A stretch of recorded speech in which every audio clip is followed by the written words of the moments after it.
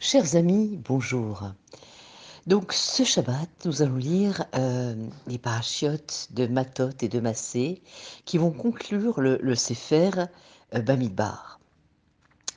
C'est aussi bien sûr le Shabbat qui précède et bénit le mois hébraïque de Menachem Av.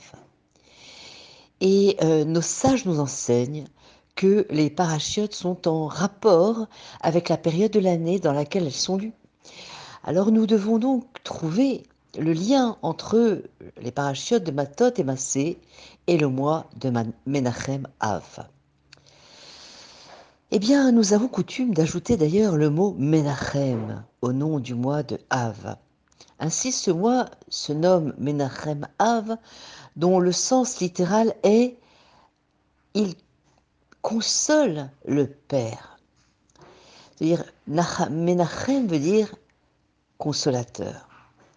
C'est-à-dire que Menachem Av veut dire le peuple juif console son Père, Mina Shamaim, qui est au ciel. Dieu, notre Père, a besoin d'être consolé. Car selon nos sages, Hachem se lamente chaque jour en disant « Malheur au Père qui a exilé ses enfants ».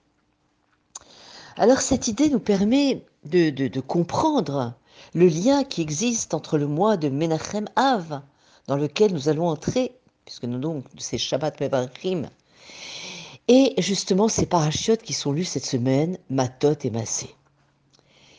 Eh bien nous pouvons dire, selon l'interprétation du Rabbi, que chaque juif espère recevoir la consolation. Mais il ne la recherche pas tant pour lui-même, mais il la désire pour son Père. Certains des sujets de la paracha de Matot et de Massé, justement, mettent en relief cette idée. Pourquoi ? La paracha de Matot raconte comment Dieu ordonne à Moshe de combattre le peuple de Midian. Dieu dit à Moshe, exerce sur les Madianites la vengeance due aux enfants d'Israël.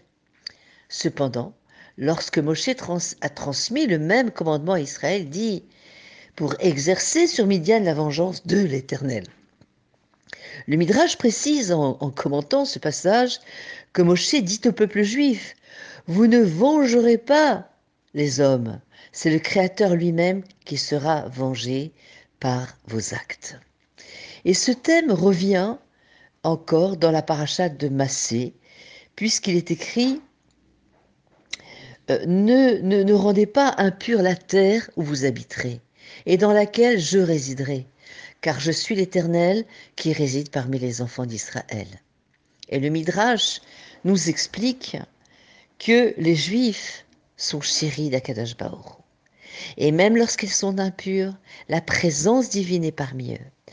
Au moment où ils reviendront d'exil, alors la présence divine, la Shekhinah, les accompagnera. Ainsi, l'exil n'affecte pas seulement le peuple juif. Eh bien, Hachem lui-même est en exil. La délivrance sera alors celle du peuple juif, mais également celle de Akadosh Baruch Hu.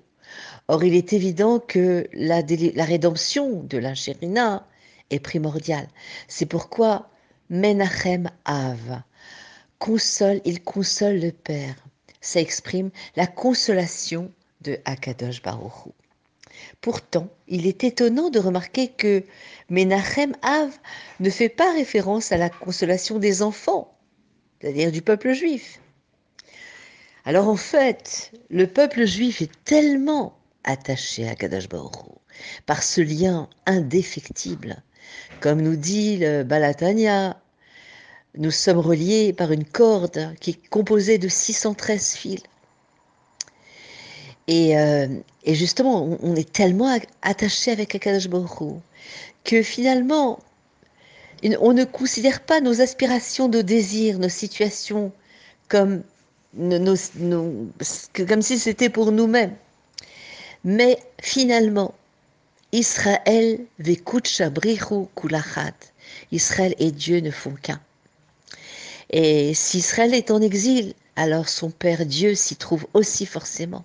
Et inversement, la consolation du Père sera systématiquement le réconfort de ses enfants.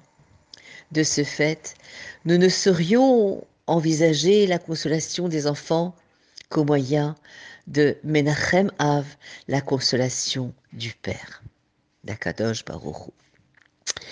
Donc voilà, nous allons bénir, comme on a dit, ce Shabbat Menachem Av, Rosh Chodesh Av, va commencer la période des 9 jours, qui est donc mercredi prochain, le 19 juillet. Hein. À partir de ce moment-là, bien sûr, sont réduites toutes on ne mange pas de viande, etc. Déjà, nous sommes dans la période des 3 semaines où on réduit les joies, on amoindrit la joie. Donc, on explique qu'il y a, c'est pas qu'on devient, il ne faut pas être joyeux, mais un juif, normalement, est joyeux. Mais cette période-là, eh bien, on amoindrit la joie puisque nous sommes dans la période de la destruction du temple, la brèche au 17 Tammuz, puis, bien sûr, nous allons vers le 9 Av, Tisha B'Av.